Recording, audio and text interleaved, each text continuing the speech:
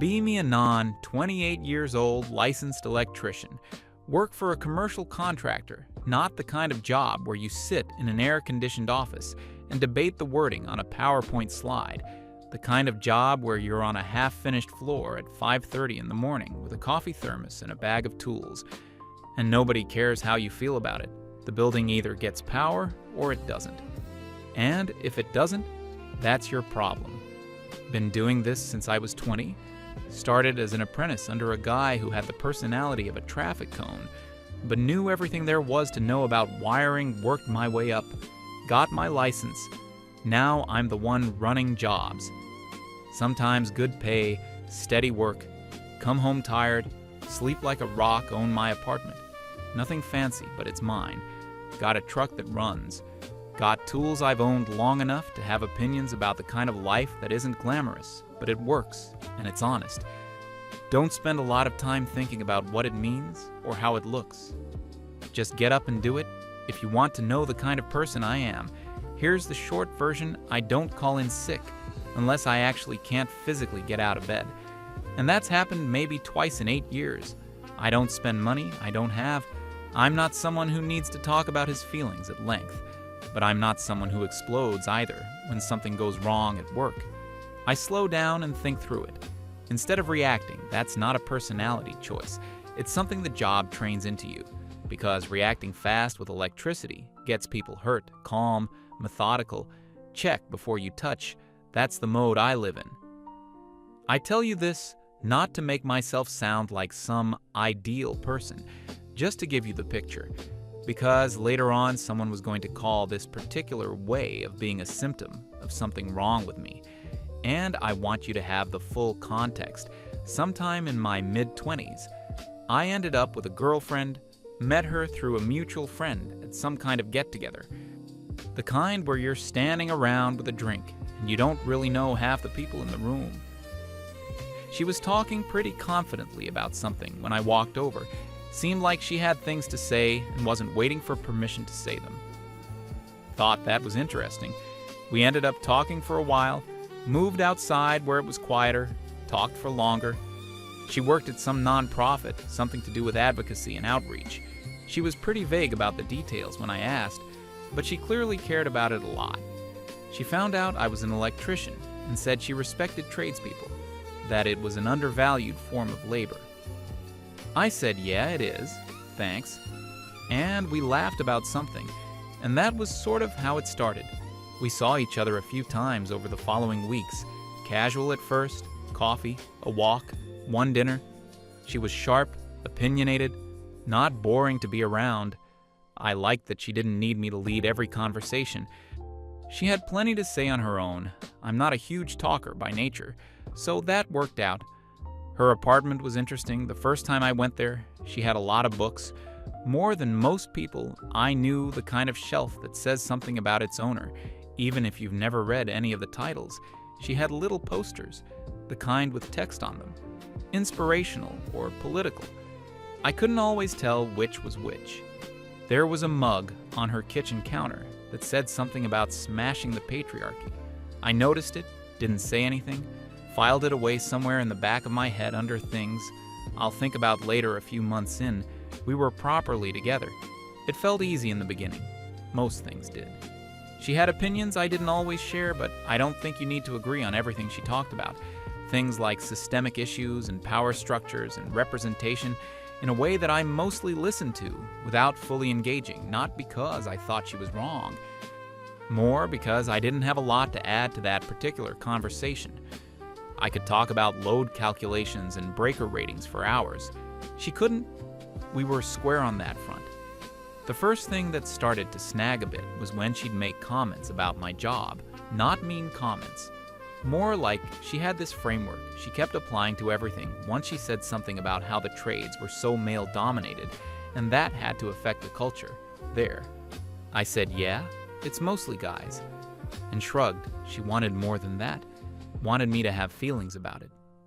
Wanted a conversation about masculinity and workplace dynamics. I said the main dynamic I experienced was that you needed to know what you were doing or you'd get yelled at. And that applied to everyone equally. She didn't love that answer. It wasn't a fight, but there was a specific look she got when I didn't engage with the framework. The way she hoped, I saw that look more and more over time.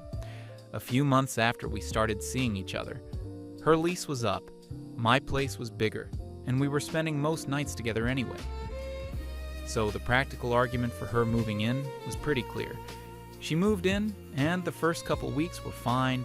The adjustment stuff, figuring out spaces and habits and rhythms. But then something shifted in a way I couldn't quite put words to. At first, it was subtle. Started noticing that she'd express things in a way that left a gap, like she was setting a scene and waiting to see what I did in it. Classic example. Came home after a long day. She was in the kitchen. Food wasn't started. She didn't say anything, just moved around quietly. I asked if she wanted help with dinner. She said no, it's fine, she'd handle it. So I sat down, started unwinding. Maybe an hour later, she made a comment about how it sometimes felt like she was managing everything herself. I said I had literally just offered, and she said it was fine. She said yes. But the offer should have come without her needing to wait for it. I looked at her for a second, trying to understand the geometry of what had just been said. If I offer help, and you say no, and then you're upset that I didn't help. There's no move that works there, I said something like that. And she said I was missing the point. Apparently, the point was something about anticipating needs rather than waiting to be asked. I said I had anticipated and asked, and the answer was no. She said that was technically true, but not really the thing she was trying to say. We dropped it, but that exchange stuck with me. It was the first one I could point to clearly. Others became clearer afterward. She'd say she was tired, and then just sit there with a particular look on her face. She'd mention that she hadn't heard from me about plans we'd half discussed, and leave that hanging. She'd say her back hurt, and wait always phrased in a way that was deniable. That couldn't technically be called a test, because it was worded as an observation. But the waiting was always there. The pause after the observation, where she was watching to see what I would do with it. Took me a while to name it, but once I named it, I couldn't unsee it. She was running small audits on me, constantly checking whether I was paying attention, whether I would respond correctly, whether I was meeting some standard I hadn't been shown in advance. There was one that I remember pretty specifically. She had mentioned 3 days earlier that she had a hard week coming up with some project deadline at the nonprofit. I had acknowledged it, said let me know if you need anything. The week passed, she handled it. It was fine then on the Sunday, after she said she felt like I hadn't been supportive that week. I asked what support would have looked like. She said I should have checked in more. Asked about how the project was going. I said I had offered to help. And she hadn't mentioned needing anything. She said the offer at the start wasn't the same as showing up throughout, that a supportive partner would have brought it up without needing to be prompted. I said, so you wanted me to remind you of the stressful thing you were going through? She said no. She wanted me to show that I was holding it in mind. I didn't say what I was thinking, which was that holding it in mind and asking about it repeatedly were two different things. And I had done the first one. I just said, okay, I'll try to check in more. She seemed satisfied with that. But I filed the exchange away because the logic of it was, I should know when to ask without being told. But if I ask at the wrong moment, I'm adding to the stress. And if I don't ask, I'm not supportive. There was no map for navigating that correctly. The territory kept moving. Another one happened. A few weeks later, we were supposed to go to a thing at her friend's place, a birthday thing. Casual. I had been on a job that ran long that day.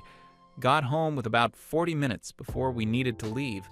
I was tired, genuinely tired, the kind where you're moving on maintenance. I suggested we maybe skip it or go late. She said it was her friend's birthday, and she'd been looking forward to it. I said, okay, let's go then. I'll get changed. She said she didn't want me to go if I was going to be like this. I asked what like this meant. She said low energy, not present. Clearly wanting to be elsewhere, I said I was tired from work, not from her. And if she wanted to go, I was ready to go. She said it wasn't about whether I physically went. It was about whether I actually wanted to be there. I said wanting to be places at the end of a 10-hour day on a commercial build was a lot to ask of anyone. She said that wasn't the point. We went. It was fine. I was tired, but I talked to people, and nobody seemed to notice anything wrong with me, except her on the way home. She said she appreciated that I came, but she wished I could let myself enjoy things more. I didn't say anything to that, just drove the accumulation of those was the thing. Any single one of them, alone, would be nothing. A minor miscommunication, a bit of friction that gets smoothed out, but one after another, with the common thread always being that I had fallen short of something I wasn't told about in advance. It built into something heavier over time. The frustrating part wasn't even the behavior itself. It was that there was no version of talking about it that didn't immediately become a conversation about my deficiencies every time I tried to raise something that felt off.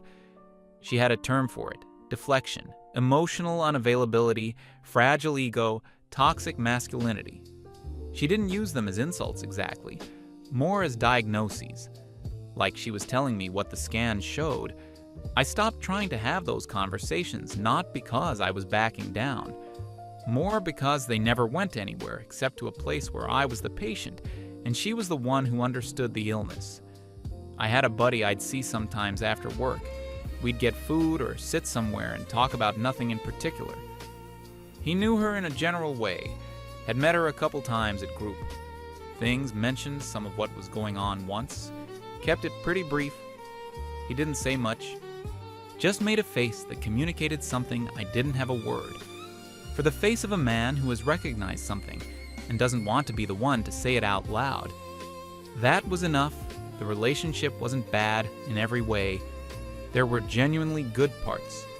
Weekends sometimes where we'd get out of the apartment and go somewhere, eat somewhere decent, walk around evenings where she'd be funny without meaning to be. Or we'd get into some random conversation that went on longer than expected. She had this habit of reading things out loud if she found them interesting, which annoyed me at first, and then became kind of endearing. She'd light up about things she cared about in a way that was hard not to like. But under all of it, there was always this hum, the hum of a relationship, where one person is constantly evaluating the other person's performance, and the other person is only half aware that there's a performance happening. I was becoming more aware of it. There was one specific evening, a few months before things fell apart, that I keep coming back to. We were sitting in the kitchen. She was on her laptop, doing something for work. I was eating and not saying much. She looked up at some point and said she sometimes felt invisible in our relationship. I said, "What do you mean?" She said it felt like I was always checked out, always somewhere else, mentally. Never fully present. I said I was literally sitting right there. She said physically yes, but emotionally there was a wall. I put my fork down and tried to actually think about what she was describing. Told her I wasn't great at filling silence with conversation for its own sake. That wasn't how I was wired, but that didn't mean I wasn't there. She said that was exactly the kind of thing she meant, that I processed everything as a problem to explain, rather than a feeling to share. I said, okay, what feeling should I be sharing right now? She said I shouldn't have to ask that if I were actually tuned in, I would just know. I sat with that for a second. You want me to demonstrate emotional attunement by correctly guessing what emotional response you're looking for right now. On Demand said something close to that. She said I was being defensive. I said I was trying to understand what would actually help. She sighed and said something about men and their relationship with vulnerability, and went back to her laptop. I finished eating. That was the conversation in miniature.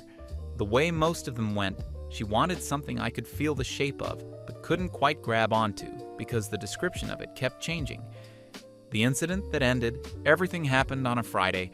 I'm going to be specific about the details because they matter, and I've thought about them enough that I remember them clearly. We were coming off a full week on a job that was behind schedule.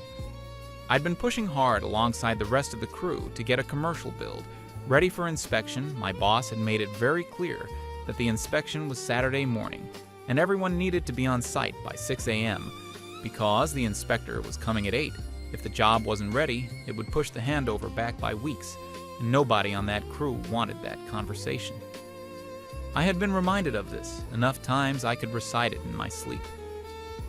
Thursday night, I had everything organized, clothes laid out, tools in the truck, paperwork sorted. She was home. We ate together.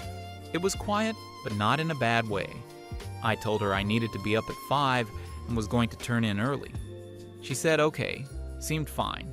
No. Look, no pause. Just, okay. I was asleep by 10:30 maybe, possibly earlier. I'm a light sleeper by habit. The job does that to you. You're always half tuned in for something sometime after midnight. My phone went off. The room was dark. I grabbed it, saw her name on the screen. She wasn't in bed. I registered that in the foggy, half-awake way picked up her voice was different from the moment I heard it higher, slightly unsteady.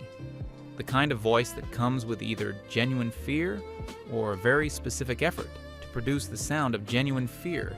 She said she was having chest pain, said her heart felt strange, like it was doing something it shouldn't, said she was scared, and she was at her friend's place across the city. I sat up, asked where exactly she felt the pain, whether it was spreading into her arm or jaw, whether she was short of breath or feeling dizzy. These are not random questions. They're the ones that tell you what you're actually dealing with. She didn't answer them, said it was hard to describe, just felt wrong. She needed me to come. I asked whether she had called an ambulance. She hadn't. I said that if she was describing what she was describing, an ambulance wasn't just an option. It was faster and better equipped than me. Driving across the city at 1 a.m., they'd have what they needed. I wouldn't. She said she didn't want that. She wanted me specifically. And here's where something shifted in my head. Real fear doesn't do that. Real fear doesn't turn down the faster option to hold out for the preferred one. Real fear is not strategic. It does not negotiate. I've been on job sites when things go wrong, when something catches or falls, or someone gets hurt. Panic doesn't optimize. Panic just reacts. What I was hearing was not panic. I told her to hold on, opened a different app, found the contact for her friend, the one whose apartment she was supposedly at, sent a quick message asking if my girlfriend was there and if everything was okay. 2 minutes, maybe a little more, and the reply came back. Her friend said she had left over an hour ago, seemed totally fine when she left, and asked if something had happened. I sat there in the dark with that information for a moment. Then I called back, asked directly whether she was at home. Pause. Yes, she was home, but she still felt bad. I asked again whether she wanted me to call an ambulance for her. Now that she was confirmed to be home, no, she just wanted me to be there. I said that if she was home and safe and had symptoms she was concerned about, 911 was the right call, and they would come to her, that I was getting up in less than 5 hours for a critical job, that she was home, and that I was going back to sleep. Said it as calmly as I could, no edge in it, just what was true. She started raising her voice, said I was proving something about myself right now, that she couldn't believe I was making this about work, said a real partner showed up, no matter what. I said goodnight and meant it sincerely, put the phone on, silent, lay back down. Sleep took longer than usual, not because I was worried about her. I was pretty clear in my head about what had happened more, because something that had been half visible for months had just come fully into focus. There is a thing that happens when you finally identify a fault you've been chasing for a long time. The relief and the weight of it arrive together. I lay there with both of those things for a while, eventually slept. Alarm at 5, got up, coffee, truck, out the door before 5, 30 checked messages before pulling out of the parking lot. 17 missed calls between her number and 2 others I didn't recognize, and one that turned out to be a friend of hers I'd met twice, a string of texts from her that I read in the dim light under the site security lamp, the general shape of it. was that I had chosen my job over her safety, that she had reached out in a moment of genuine fear and I had hung up on her, that this was exactly the kind of behavior she had been afraid of for a while, that she now had her answer about what I actually prioritized. One of the messages had a sentence about how men always fall back on practicality when they don't want to confront their emotional limitations. I put the phone in my jacket and went to work. The inspection ran all morning and into the early afternoon panels, circuits, documentation, the inspector going through everything methodically, asking specific questions that needed specific answers, the kind of work that demands all of your actual attention. I was present for all of it. The crew was solid, everything checked out. Got back to the apartment late afternoon. She was there, had the look I mentioned, the expectant one, the one that communicated she was ready to receive an apology. I sat down in the chair across from her and didn't give one before I said anything. I thought about the best way to lay it out. Not because I was planning a speech, just because I'd had an 8-hour inspection to think it through and I was clear on the sequence. Told her I knew she was home when she called, because her friend had confirmed it, and I could show her the messages if she wanted to look at them. The expression shifted.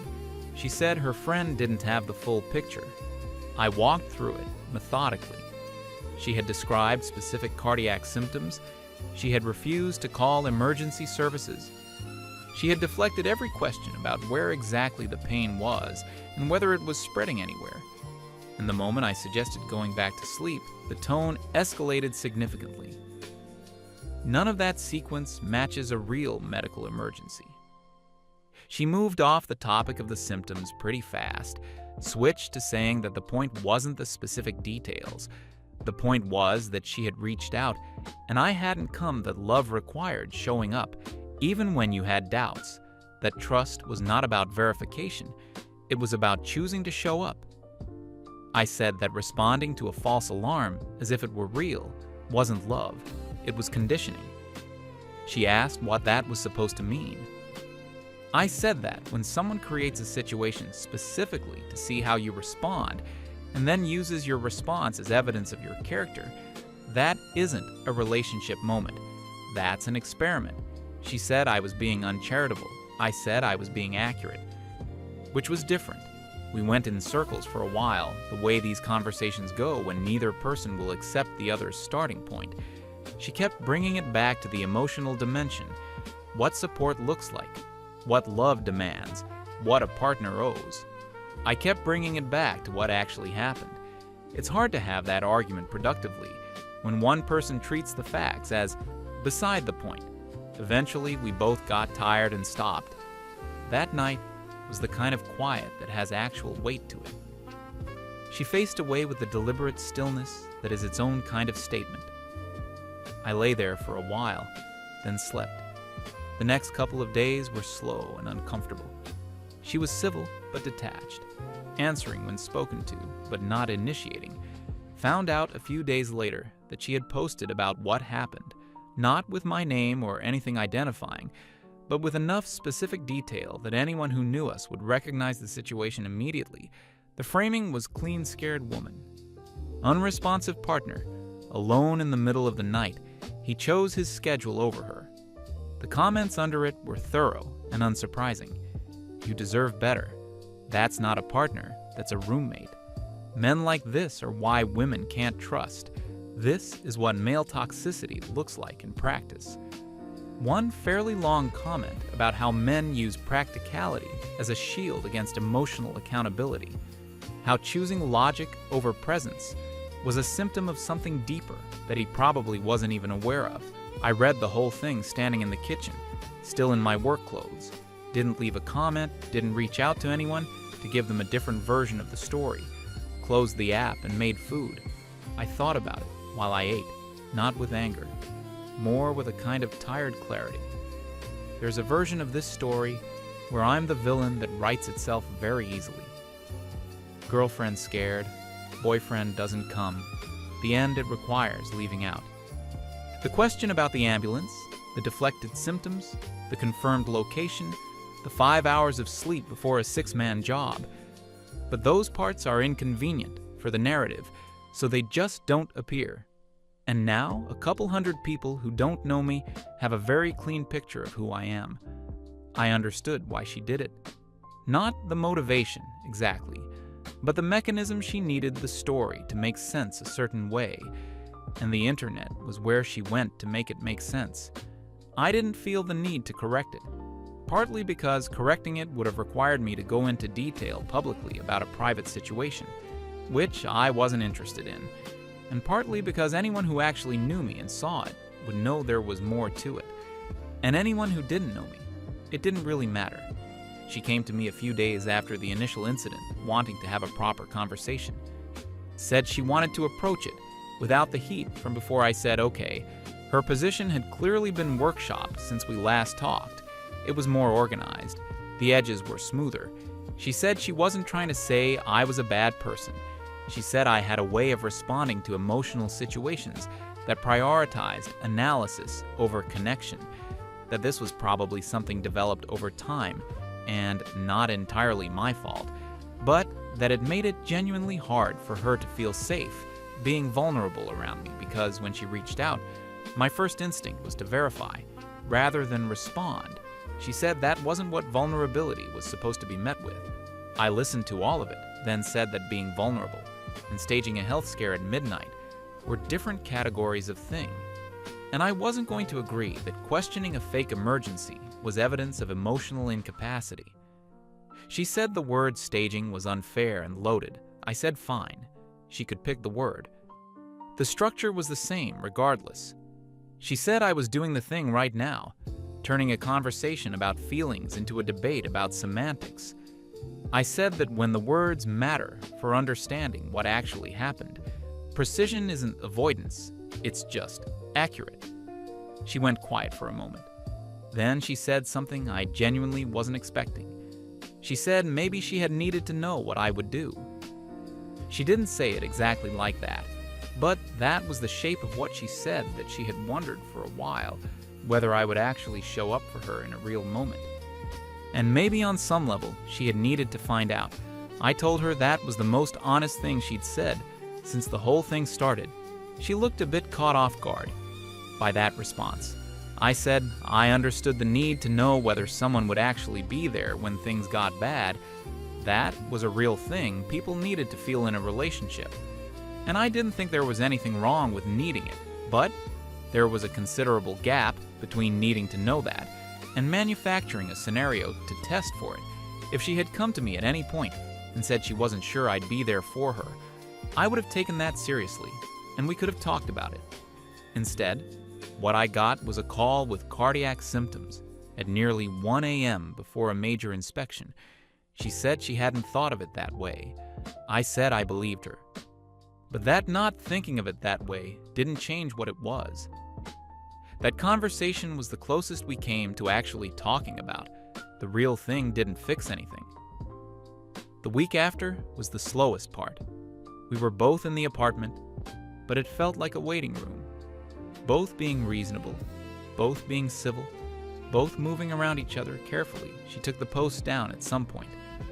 I noticed, without commenting on it, she started sleeping on the couch some nights. Said she just needed space. I let her have it.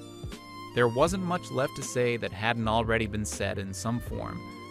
My buddy checked in around then, asked how things were going at home.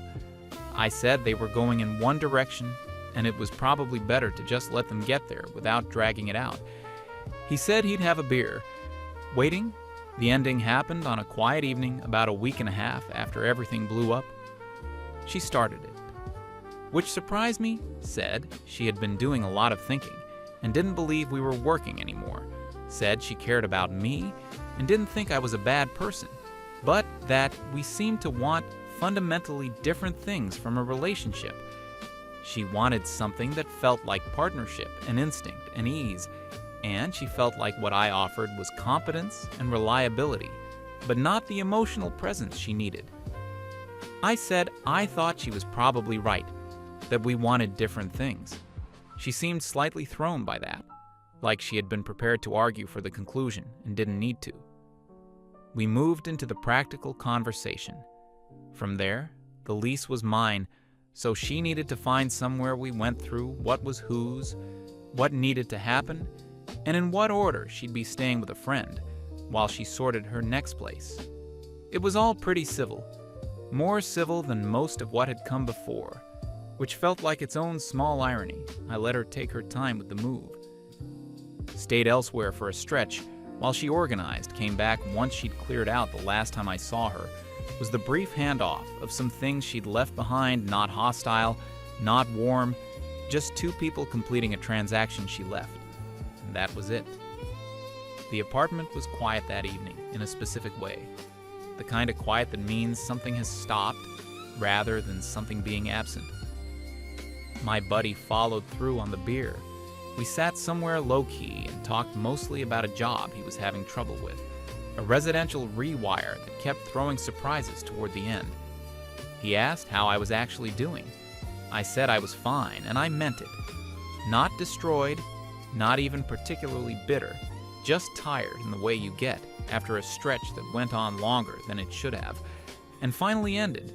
He asked at some point whether I thought I could have handled any of it differently. I thought about it for a real second before answering, said, probably, yeah, in specific moments. Sure, I could have pushed harder on some of those early conversations. Instead of going quiet, could have named the pattern out loud earlier instead of just internally clocking it. Maybe some of that would have changed something.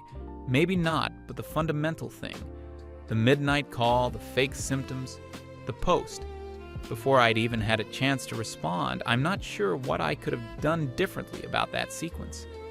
He said no, he didn't think so. Either we drove home separately the week or two after the breakup was stranger than I expected, not emotionally, more just practically. The apartment was different, not emptier exactly. She hadn't filled it with a huge amount of stuff, but there was a particular kind of quiet that took getting used to the absence of someone else's rhythm in a shared space. I'd come home, and the silence would register in a way it hadn't before she moved in. I'm someone who generally likes quiet. Always have been, but there's a difference between the quiet you choose and the quiet that's left behind by something that ended. It took a few weeks before the apartment just felt like mine again, instead of like a place something used to be. I ate better once she left. Weirdly, she had dietary opinions, and most of what we cooked was filtered through them. Nothing extreme, just a lot of things she didn't eat. For various reasons, I made a lot of pasta that first week, just because I could small things, but they added up to something that felt like exhaling. The thing that stayed with me afterward wasn't anger, it was more this slow recognition about the nature of what I had been in, not the relationship specifically. The dynamic, there's a certain kind of situation where the rules keep shifting just fast enough that you can never quite catch up where the goalposts move, and the movement always gets explained as you not understanding the real point, and the real point always turns out to be something you should have already known. I've been thinking about why that kind of dynamic is so hard to exit in real time, because from the inside it doesn't feel like a pattern, it feels like a series of individual failures. You failed to anticipate dinner, you failed to check in during the stressful week, you failed to seem enthusiastic enough at the birthday thing, you failed to come running at midnight. Each one arrives as its own isolated event with its own explanation attached. And because you're a reasonable person, you engage with each one individually. You try to do better, next time you adjust, you accommodate, and the adjustments don't accumulate into anything.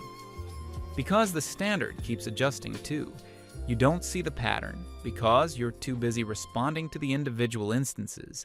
At least that's how it went for me. Working with electricity teaches you something about honesty. A system either works or it has a fault. You can trace any fault back to a specific point.